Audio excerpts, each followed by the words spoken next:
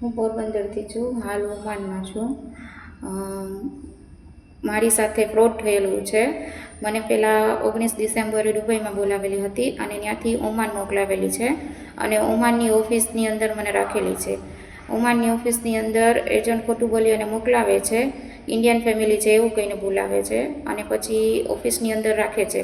ઓફિસમાં એ લોકો બહુ ટોર્ચર કરે છે, નથી જમવાનું આપતા અને મારકૂટ કરે છે અને પછી ત્યાંથી ઓમાની લોકો છોકરીઓને પૈસાથી વેચાતી લઈને જાય છે. પછી ઓમાનીના ઘરમાં કામ માટે મોકલાવે છે અને ઓમાની લોકો એને માનસિક અને શારીરિક રીતે ટોર્ચર કરે છે અને એ લોકો ગરીબ ઘરની છોકરીઓને આવી રીતે ફાયદો ઉપાડી અને અહીંયા મોકલાવે છે.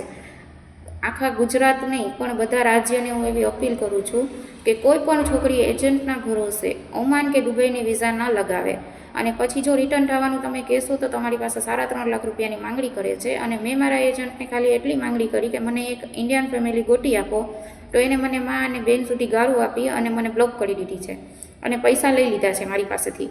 અને એવું મને ધમકી આપી કે જો તું વધારે કાંઈ પણ બોલીશ તો તને ત્યાં મારી અને જેલમાં નખાવી દઈશ. અને જેવું તેવું મારી સાથે બિહેવ કરે છે અને ફેમિલીમાં પણ એ શારીરિક રીતે ટોર્ચર કરે છે. જો તમને શારીરિક રીતે ટોર્ચર કરે તો તમે કોની હેલ્પ લ્યો? એટલે મેં એમ્બેસીની હેલ્પ લીધી. એમ્બેસીમાં બધી વાત કરી તો એમ્બેસીવાળાએ મારી સાથે એવી રીતે વાત કરી કે અમે સ્પોન્સર અને એજન્ટને વાત કરશું. એ મહિનાને એ વાતને 1.5 મહિના સુધી કાંઈ મને જવાબ આપ્યો નહીં.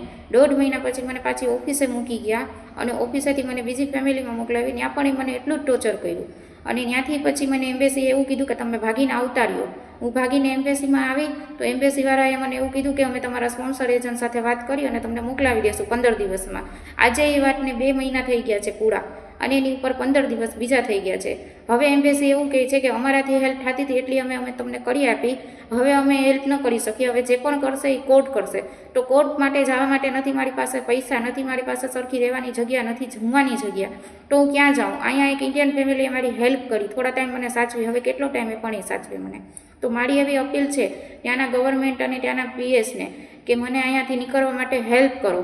અને બીજી છોકરીઓને પણ એવી અપીલ છે કે કોઈ પણ એજન્ટ થ્રુ દુબઈ અને ઓમાનની વિઝામાં ન આવે અને ઓમાન તો ન જ આવે, કેમ કે અહીંયા છોકરીઓનો એક દેહ વ્યાપાર ચાલે છે એમ સમજી લો તમે, એવું થાય છે અહીંયા. એટલા માટે મારી બધા રાજ્યની છોકરીઓને રિક્વેસ્ટ છે અને અહીંયા મોસ્ટ ઓફલી ઇન્ડિયાની એટલી બધી છોકરીઓ ફસાયેલી છે.